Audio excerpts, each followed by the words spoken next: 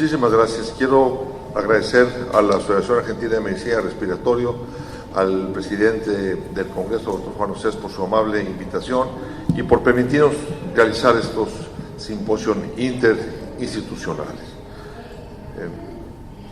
El tema que vamos a hablar son de los nuevos anticoagulantes orales y la pregunta es si estos medicamentos han hecho un cambio con los medicamentos antiguos y si son realmente igual de efectivos o mejores y si tienen menos riesgo.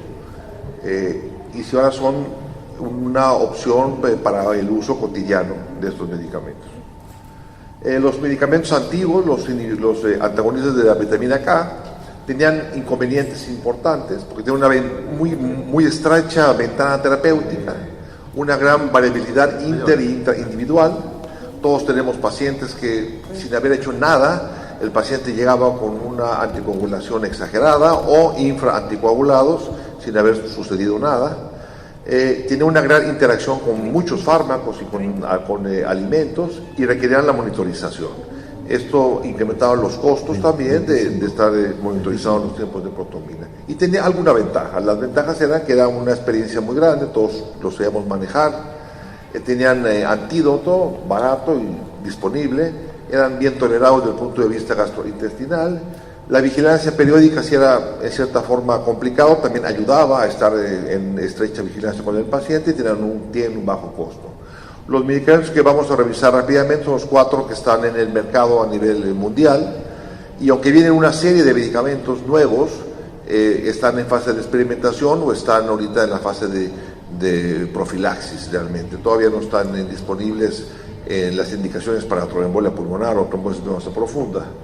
Estos 3 medicamentos, el edoxaban, divarroxaban y apixaban, actúan a través del bloqueando el factor 10 activado y el dabigatran, el factor 2 activado, evitando la formación de fibrinógeno a fibrina. Y vamos a ver únicamente el grupo que es para tratamiento de la enfermedad tromboembólica venosa. Toda la parte de prevención, que hay muchos más estudios, o la parte de fibrilación auricular o de síndrome coronario agudo, no lo vamos a revisar, excepto cuando se vea globalmente los riesgos de sangrado. Hay metaanálisis que incluyen todos los estudios. El primer medicamento que salió al mercado es el de dabigatran. Su publicación salió en el New England Journal of Medicine. El estudio se llama RECOVER y hay 2 RECOVER, el RECOVER 1 y el RECOVER 2. El RECOVER son idénticos, pero el RECOVER 1 fue el primero que salió y publicó una cantidad de casos y luego repitieron el estudio otra vez con una cantidad similar, con resultados similares, con lo cual incrementaron el número de casos y es una aportación, pero realmente es interesante que hayan hecho 2 publicaciones exactamente iguales. El nombre comercial es Pradaxar, lo produce la casa Boehringer Ingelheim y es un inhibidor directo competitivo reversible de la trombina. Tiene una eliminación renal muy alta, por lo que es el medicamento que tiene más eliminación renal, con el que hay que tener más precaución en los pacientes con falla renal. No tiene acción sobre plaquetas y se promovió en un inicio como el medicamento de elección para tratar la trombopenia inducida por heparina. No requiere monitorización, obviamente, y tiene ya un antídoto, el idarucimab, que es el Praxbin, ya está disponible en México. Es un medicamento que actúa en forma inmediata, en 3-4 minutos se quita el efecto completo del medicamento circulante, tiene una afinidad de hasta 400 veces mayor para el factor 2, entonces se bloquea inmediatamente el efecto. Es caro. La verdad que sin tener el antídoto, yo no había requerido utilizar los antídotos en estos años, pero ahora que lo hay, pues es una cuestión que lo hace todavía más atractivo. Es dializable este medicamento, o sea que en cierta forma podía reducirse la cantidad dializándolo. El protocolo del RECOVER 1, que es igual al RECOVER 2, utilizó heparina los primeros 8 a 11 días y después entró randomizado a dabigatran, 150 miligramos cada 12 horas. Hay 3 dosis diferentes del medicamento contra warfarina con un INR de 2 a 3. Y la variable primaria a estudiar fue recidiva de la tromboembolia pulmonar o trombosis venosa profunda y la seguridad, diferentes sangrados, criterios para valorar los sangrados, los mayores que caía la hemoglobina a 2 gramos o que requerían más de 2 paquetes globulares, no mayores relevantes en cantidad menor, pero en sitios que requirieran intervención médica y los menores. Y los otros efectos adversos serían los hepáticos, ya que algunos de estos medicamentos previos causaban hepatitis. Estos ya no.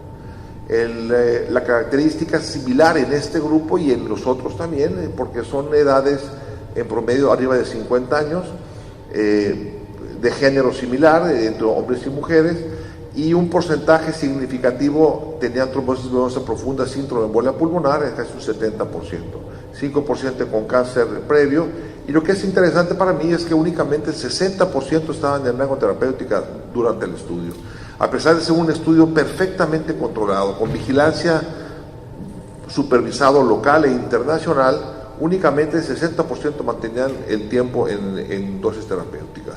Esto en la vida real sería muchísimo menor, y todos lo tuvimos, pacientes que eran un fracaso en cuanto a mantenerlos en un INR adecuado. En cuanto a la recurrencia y muerte, eficacia, no fue significativo comparando con warfarina. Los dos fueron muy útiles, una recurrencia o muerte muy baja de 2% en un año, y muerte por todas las causas también muy baja, 1.6, 1.7. Y aquí vemos la recurrencia o muerte, las curvas son similares de dabigatran y de warfarina en un seguimiento aquí de 6 meses. El recover en cuanto a sangrados, el sangrado mayor, que es el más importante, realmente no fue significativo, fue similar a los dos medicamentos, y los otros sangrados hubo una reducción en la tasa de sangrado, significativo con una cociente de riesgo de 0.63 y de 0.71. Esta es la tasa de sangrado. El sangrado mayor es similar, pero el sangrado de otros tipos es mucho menor con el dabigatran que con la warfarina. Y las guías del CHEST del año pasado, en el que incluyen los medicamentos agrupados, los estudios más impactantes, aquí juntan los dos estudios RECOVER, alcanzando más de 5,000 pacientes, y ven que la mortalidad, recurrencia y sangrado mayor es exactamente igual contra la warfarina, por lo que es significativo de no inferioridad. O sea, no es inferior, es igual en los dos estudios RECOVER. Y la extensión fue el primer estudio de extensión interesante. Mientras se mantuvo anticoagulado con cualquiera de los medicamentos, la recurrencia es muy baja. Estos son a 36 meses, sería una recurrencia de menos del 4% en 36 meses, sería como del 1.5% anual. Y cuando se separó a darles placebo, quitarle el anticoagulante con dabigatran, la diferencia es dramática. Y lo interesante es que al suspenderlo a los 6 meses el dabigatran, la curva es exactamente la misma pendiente que la curva placebo. Quiere decir que los pacientes que no se habían trombosado pero tenían factores de riesgo, a la hora de quitarle el anticoagulante, sea 6 meses o sea 12 meses, vuelve a tener el mismo riesgo de recurrencia que los que se quitaron en un principio. O sea que únicamente si no continuamos el anticoagulante en este grupo de riesgo, pues va a tener la recurrencia. Aquí pasamos al siguiente medicamento, que es el rivaroxaban.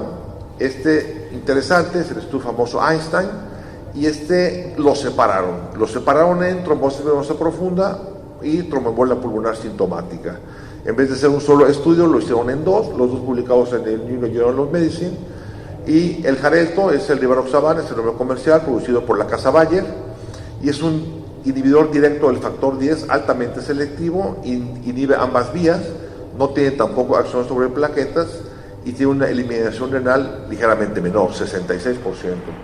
También ya tiene un antídoto que es el Andexanet alfa, y viene muy bien descrito cómo funciona y las dosis en el estudio anexa que está ya publicado. Y estos son los protocolos del Einstein de trombosis venosa y de tromboembolia pulmonar. Los dos casi 3.500 pacientes y 4.300. En esto lo interesante es que desde el primer día utilizaron rivaroxaban sin utilizar heparina. Aquí estaban compitiendo contra dos competidores, que era la heparina y contra la warfarina. La heparina en un principio y la warfarina posterior. Y lo que sí hicieron fue que los primeros 21 días utilizaron más dosis. Utilizaron 30 miligramos al día en vez de 20 en ambos protocolos, y a partir del día 21 empezaron con una dosis única al día de 20 miligramos el resto del estudio. Y el estudio de extensión viene de los dos grupos, un subgrupo de pacientes que se continúa con rivaroxaban o con placebo. Las características de ambos estudios, de los dos Einstein, la edad media muy similar inclusive al de Dabigatran, igual cáncer, un 5%, enfermedad de trombosis venosa previa, un 20%, y lo que es interesante es que la mayoría de los pacientes tenían tromboembolia pulmonar o trombosis venosa profunda no provocada. Uno pensaría que la mayoría de los pacientes tienen un factor de riesgo obvio, pero sí se ha visto en estos estudios que la gran mayoría de los pacientes que llegan al hospital tienen, en su mayoría, 70% de los casos no provocados. Quiere decir que vieron la trombosis sin estar operados, ni tener fracturas, ni estar en reposo, ni tener lesión medular. Y la trombofilia únicamente ocurrió en el 5% de los casos, que también es algo que uno pensaría en el pasado que era más frecuente y realmente es relativamente baja. La eficacia en el primer estudio de Einstein fue similar, con tendencia, pero no alcanzó significancia estadística del cociente de riesgo, pero agregado todo el beneficio clínico, recurrencias y hemorragias, fue significativo el rivaroxaban contra la enoxaparina. La seguridad fue reducción de los sangrados, pero no alcanzó significancia estadística por sí sola, únicamente la combinación de beneficio clínico. Y esta es la curva de recurrencia, se ve que es una reducción, pero no alcanzó una P significativa. Y el sangrado en el estudio de Einstein de tromboembolia pulmonar, la parte de hemorragia mayor sí alcanzó reducción en cuanto a sangrado, un cociente de riesgo de 0.49 con un intervalo de confianza de 0.3 a 0.79. Por lo que las guías de CHEST, uniendo los dos Einstein, juntan 8.200 pacientes y la mortalidad es similar, la recurrencia es similar, pero el sangrado mayor, que es el más importante, hubo una reducción significativa con el rivaroxaban, o sea, lo hace más seguro y obviamente pues eso lo hace más atractivo que el Coumadin. El estudio de extensión fueron 742 pacientes del grupo de trombosis venosa y 454 del grupo de tromboembolia pulmonar, y la recurrencia es obviamente drásticamente mejor darle anticoagulante para que no recurra que darle placebo, con un cociente de riesgo de 0.18. Sin embargo, el sangrado pues, fue mayor en el grupo que estaba anticoagulado que con el grupo que estaba con placebo. Y aquí vemos la gran diferencia de continuar anticoagulándolos que dejarlos sin nada después de 6 meses o de 12 meses. Y vemos que la recurrencia a un año es prácticamente del 10% de los casos, a diferencia de los anticoagulados, que es entre 3%, 3.5% o menos, depende de los estudios.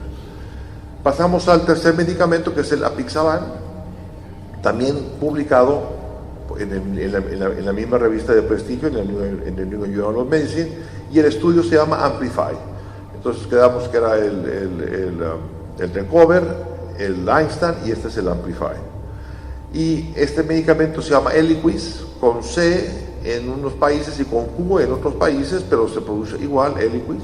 Lo produce Pfizer y Bristol Myers, y también es un inhibidor directo del factor 10 altamente selectivo, interrumpe también ambas vías, y lo interesante es que su eliminación renal es muy baja, 25% únicamente de eliminación renal, con lo cual exclusivamente los que tienen falla renal con depuración de creatinina muy baja, por abajo de 20%, estaría contraindicado.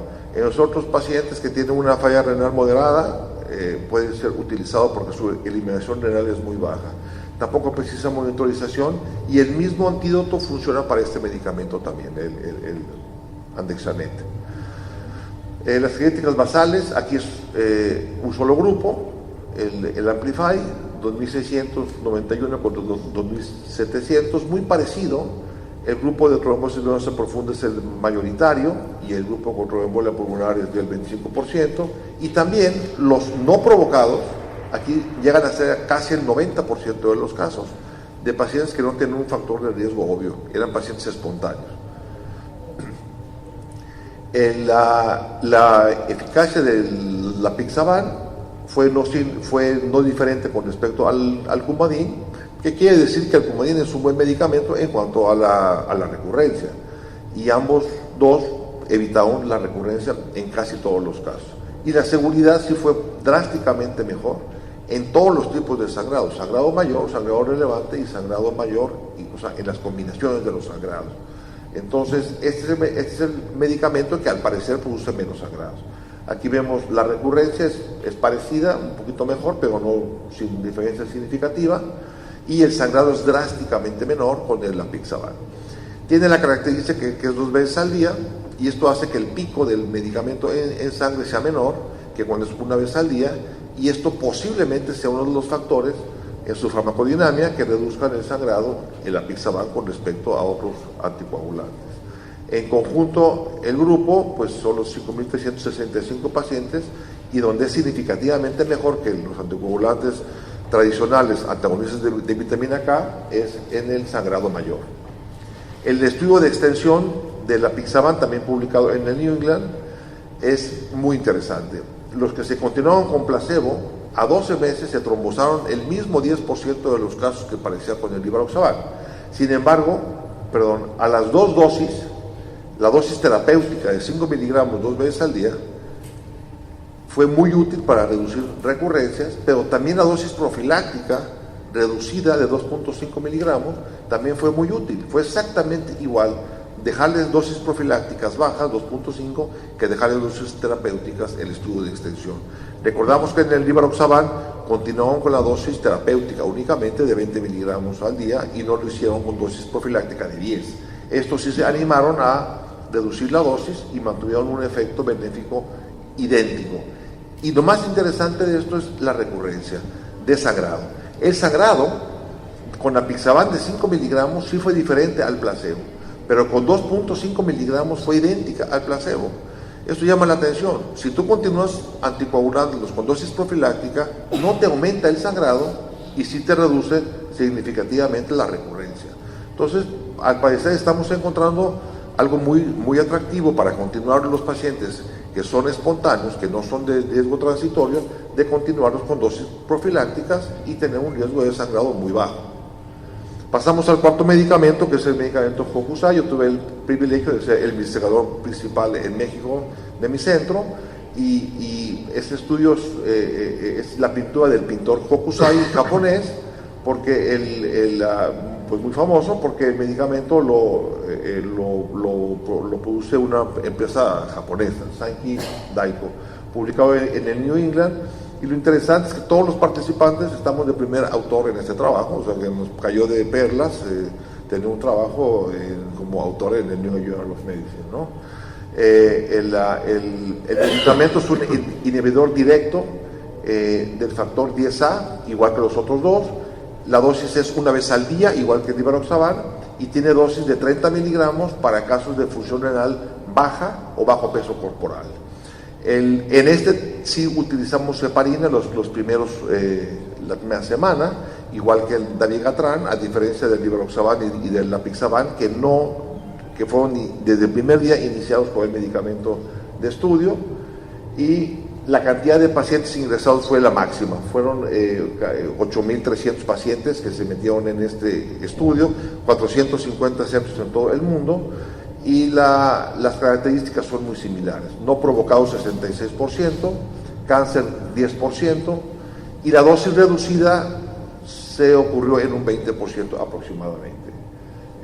La distribución de la trombosis en este estudio la presentan, la separaron, y lo que es interesante de este estudio también es que el grupo que tenía BNP alto o tenía difusión ventricular derecha por tomografía en el diagnóstico, lo valoraron en forma separada también como pacientes de alto riesgo para tener difusión ventricular derecha y posiblemente mayor mortalidad.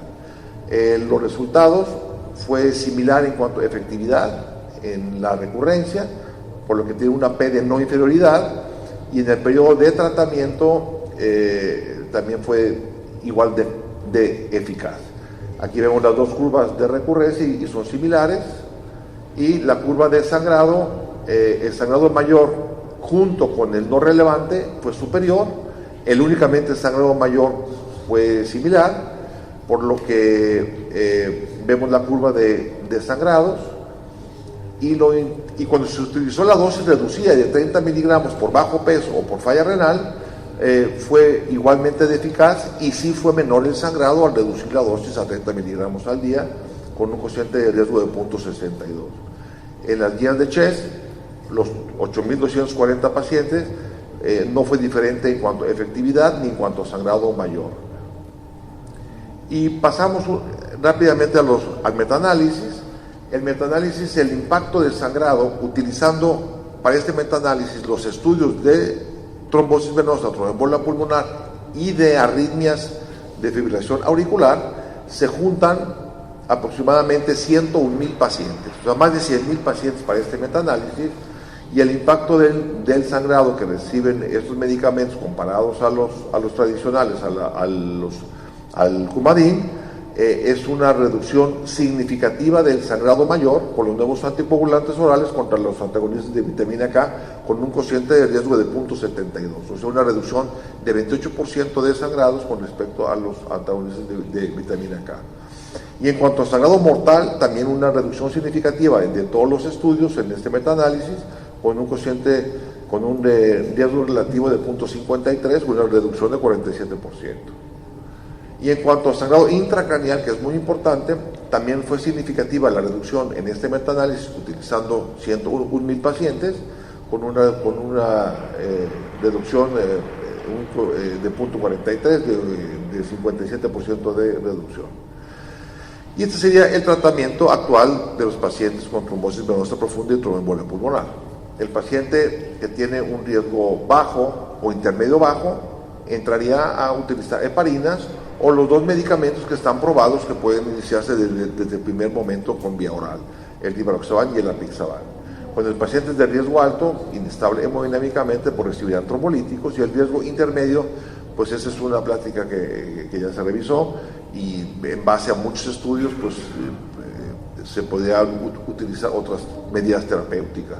Ya que pasa la fase inicial, se puede continuar con los 4 medicamentos que ya hemos hablado, e incluso podrían utilizar en casos que el mismo Coumadin, si es que el costo es tan importante en cierta población que no tiene acceso a medicamentos mejores.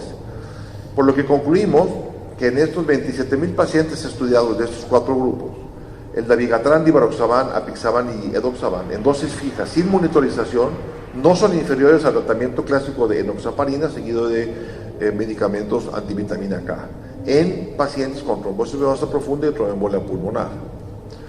El Dabigatran y el Edoxaban no deben ser utilizados los primeros 8 a 11 días, ya que no hay estudios diseñados de inicio en esos primeros días, y tienen que utilizarse las heparinas en sus diferentes variantes.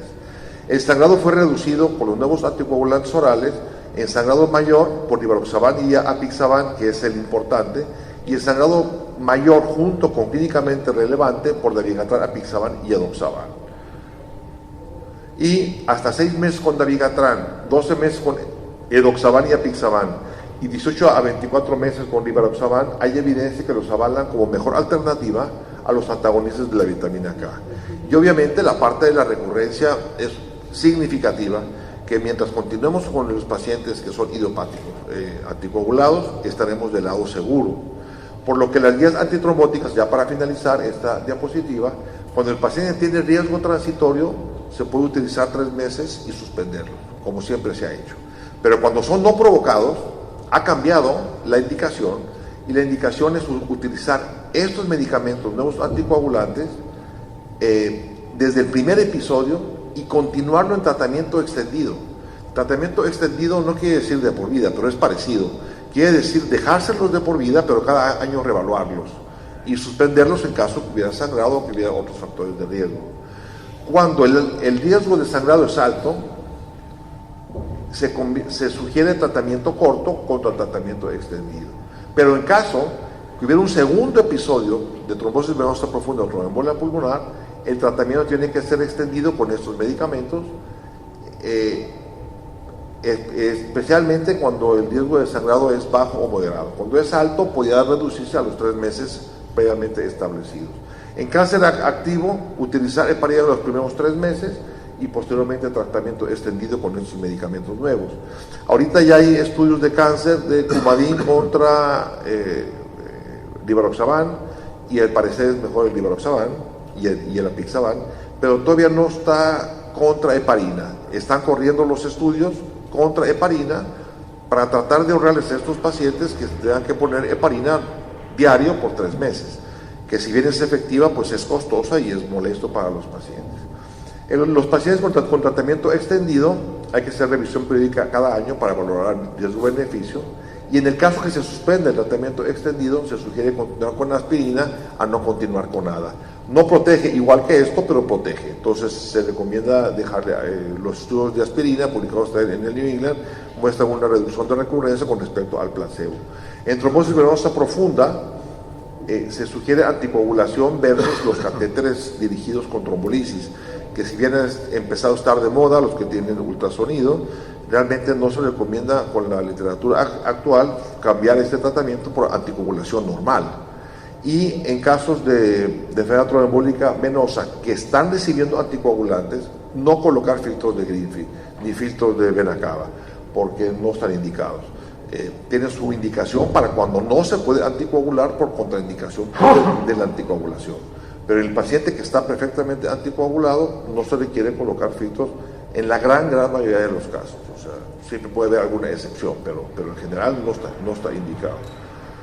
Y nada más me queda pues agradecer a todos ustedes su cordialidad, su gran amabilidad y acogida que nos dieron aquí en Argentina, y los invitamos a que asistan al Congreso ALAT, que es su congreso, va a ser en junio 27 al 30 en la Ciudad de México, el próximo año, donde haremos una integración latinoamericana y tratemos de tener un programa académico de muy alto nivel, organizado por todos nosotros. El presidente del Congreso es el doctor Juan Carlos Vázquez, con gran experiencia, es su quinto congreso que organiza entre la Sociedad Mexicana y la LAT, y pues esto no va a ser un éxito si no contamos con la presencia de ustedes. Muchísimas gracias por su participación y por su presencia.